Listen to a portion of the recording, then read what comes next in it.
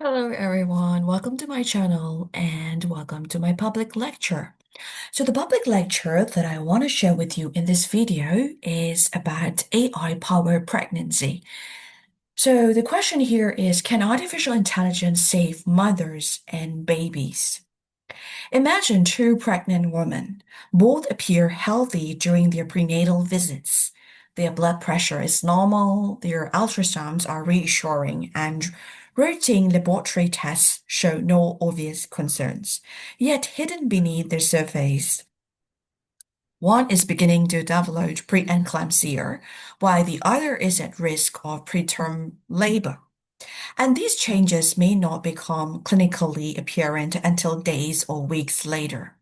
Now, imagine an artificial intelligence AI system that analyzes millions of data points, medical history, laboratory results, ultrasound images, wearable sensor data, and genetics, and identifies these risks before symptoms emerge.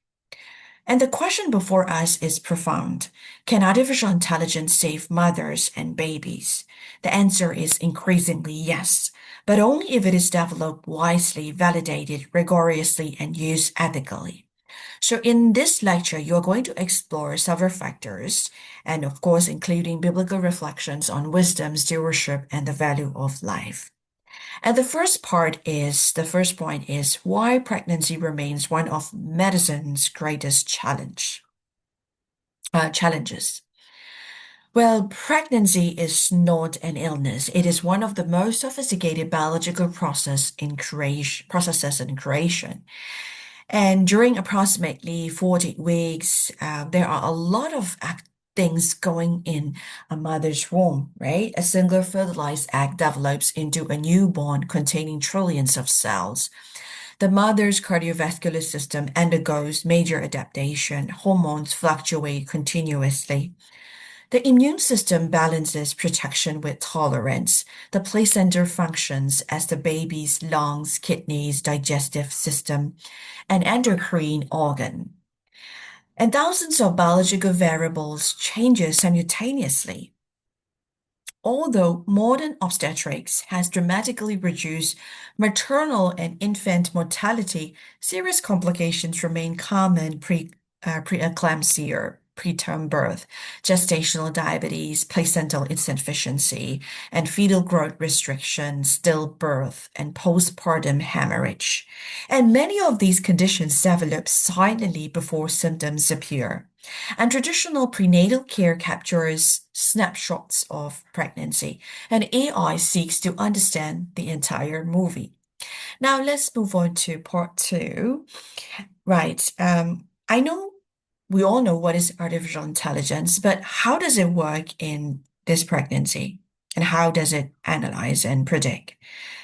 Well, AI refers to computer systems that learn patterns from data and use those patterns to make predictions or support decisions. Unlike traditional software that follows fixed rules, AI improves as it learns from more information.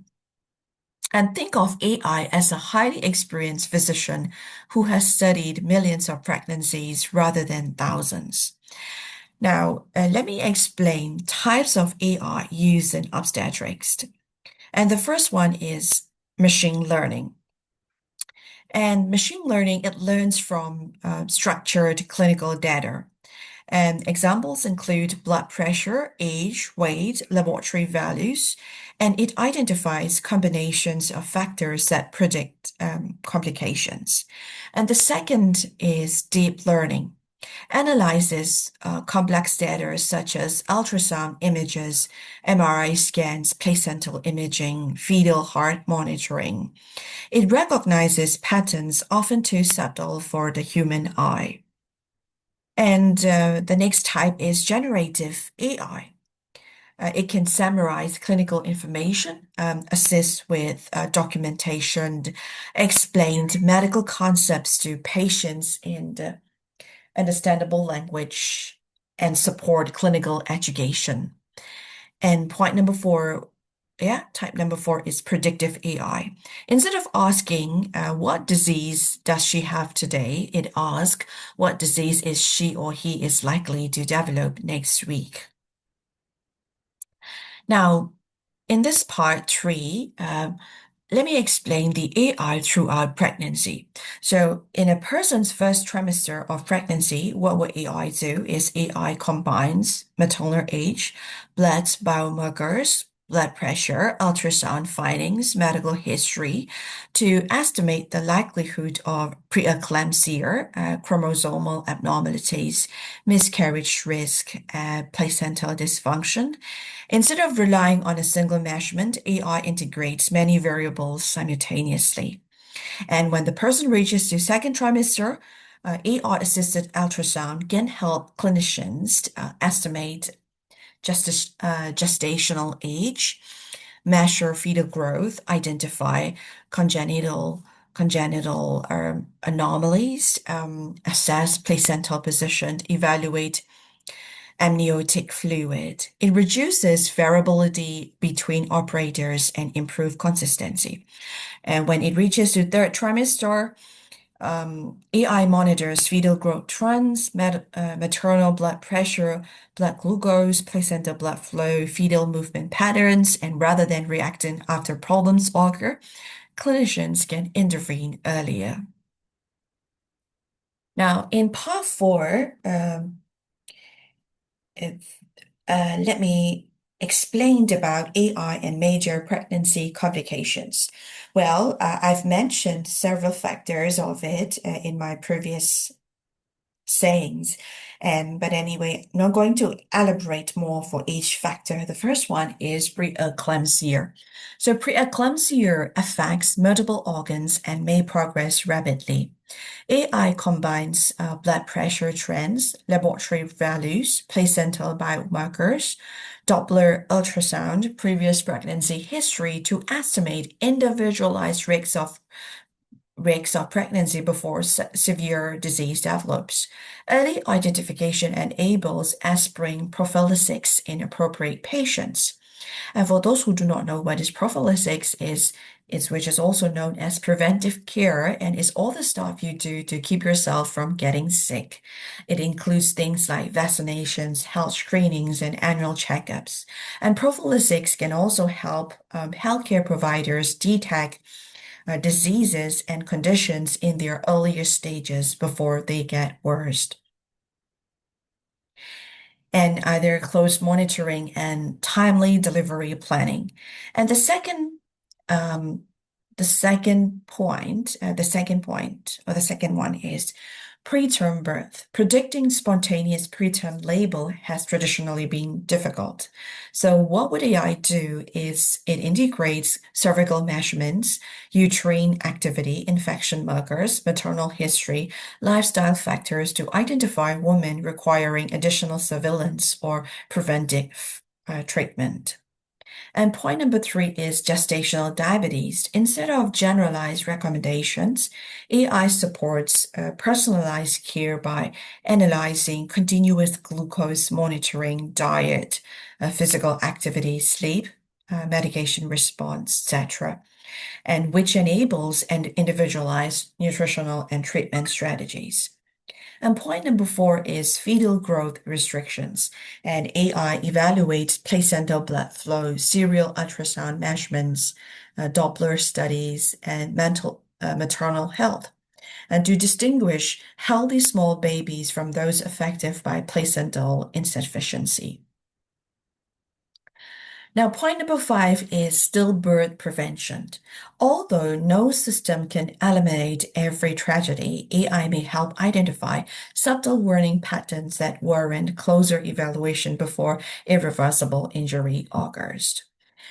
Now, in this part five, I want to talk about AI during labor and delivery.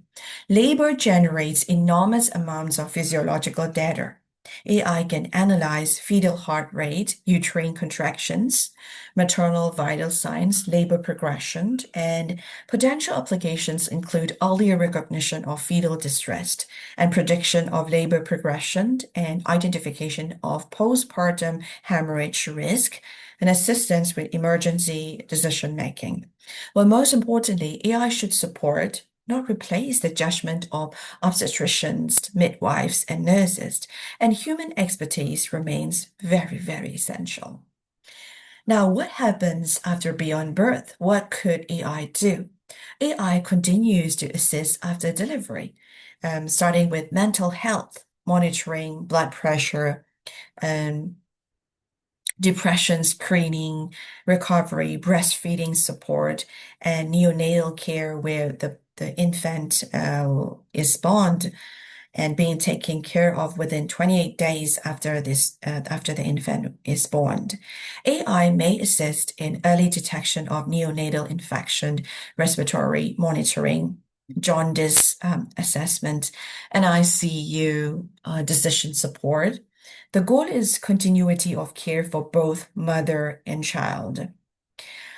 Well, now, since we were talking about AI relating to and assessing, analyzing, and predicting pregnancy, so what about ethical challenges for it? Powerful technology requires responsible stewardship, and the first one is privacy. Pregnancy generates highly sensitive information, right? So who owns genetic data? And who owns ultrasound images? Who owns wearable device information? And strong governance and patient consent are paramount. And the second point is algorithm bias. AI performs best when trained on diverse populations. So let's say if training data exclude certain ethnicities where data is scarce and socioeconomic groups or regions, predictions may become less accurate or equatable or partial, might become partial. And fairness must be a design priority. And the third point is transparency. And clinicians need to understand why AI reached a recommendation. Explainable AI builds trust and supports informed decision making. And point number four could be human oversight. Medicine involves compassion, communication, shared decision making, ethical judgment. These qualities cannot be delegated to algorithms. So, what roles the future of intelligent obstetrics play over the next 2 decades, and I'm sure AI may enable digital twin pregnancies and continuous home monitoring, personalized medication selection, robotic assisted ultrasound, AI-guided prenatal clinics, and precision fetal medicine and earlier prevention of maternal complications, and the future of obstetrics is likely to shift from reactive medicine to predictive, preventive, and personalized medicine. Now, in this part, let me input biblical reflection on it.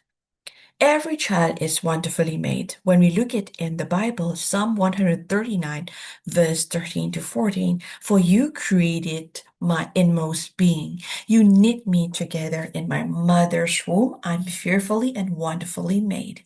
AI can measure growth, estimate risk, analyze images, but it cannot create life or define human worth. And the Bible reminds us that every unborn child has inherent dignity since each life is known and formed by God. And wisdom is greater than knowledge. It says in Proverbs 2:6, for the Lord gives wisdom, from his mouth come knowledge and understanding. Artificial intelligence excels at processing knowledge. Human wisdom asks, is this intervention beneficial? Is it compassionate? Is it just? Or does it honor the dignity of mother and child? And the Bible distinguishes knowledge from wisdom. AI can expand our knowledge, but wisdom remains essential in applying it. And the next point is compassion must guide technology. So, throughout the Gospels of Matthew, Jesus healed individuals with compassion and personal attention. Technology should never reduce patients to data sets or probabilities. Instead, AI should free clinicians from repetitive tasks so they can devote more time to listening, comforting, educating, and caring for families. And the next point is stewardship of scientific gifts. And when you look at it in the Bible, in Genesis 1:28, human beings are entrusted with caring for creation. And scientific discovery, engineering, and medicine can be understood as expressions of responsible stewardship when they are directed toward healing, protecting life, and serving others with humility. And um, the next point is humility before the mystery of life. Even the most advanced AI cannot fully explain consciousness, love, hope, or the mystery of human life. And pregnancy reminds us that biology is extraordinarily intricate and that scientific progress should inspire humility rather than pride. As medical technology advances, humility keeps science open to continual learning and ethical responsibility. Now, I just want to share a case study. This is a made-up case study. Um, so let's say a 31-year-old woman at 22 weeks gestation attends a routine prenatal visit. And traditional assessment shows blood pressure is normal, fetal growth is appropriate, routine blood tests are reassuring, but when it inputs with AI model integrates and it shows previous pregnancy history, slight upward blood pressure trend and placental Doppler findings and laboratory biomarkers and sleep and heart rate data from a wearable device. It estimates a significantly elevated risk of developing preeclampsia within the coming weeks. So the clinical team responds by increasing monitoring frequency, optimizing preventive care, educating the patient about warning signs, planning follow-up imaging, and laboratory testing. Well, several weeks later, early preeclampsia develops but is recognized promptly, allowing timely management and improving the likelihood of favorable maternal and neonatal outcomes. Well, in this case, the AI did not replace the clinician. It enhanced clinical awareness and supported earlier action. So, artificial intelligence is transforming obstetrics by helping clinicians recognize patterns that are difficult for humans to detect alone. It offers the promise of earlier diagnosis, more personalized care, and improved outcomes for mothers and babies. Yet AI remains a tool, not a physician, not a parent, not a substitute for moral judgment. And the future of maternity care will depend not only on more powerful algorithms, but also on clinicians who combine scientific excellence with wisdom, compassion, humility, and respect for the sacred value of every human life. Well, as technology advances, the central question is not merely can AI save mothers and babies? It is also uh, refine this question that how can we ensure that every technological advance is used to serve life, protect dignity, and care for people with wisdom and love? So, this is the end of my public lecture for this video. And I hope you learned something out from this video and God bless you bountifully in every aspect of your life. Remember, God loves you so much and I see you in my next public lecture. And ciao!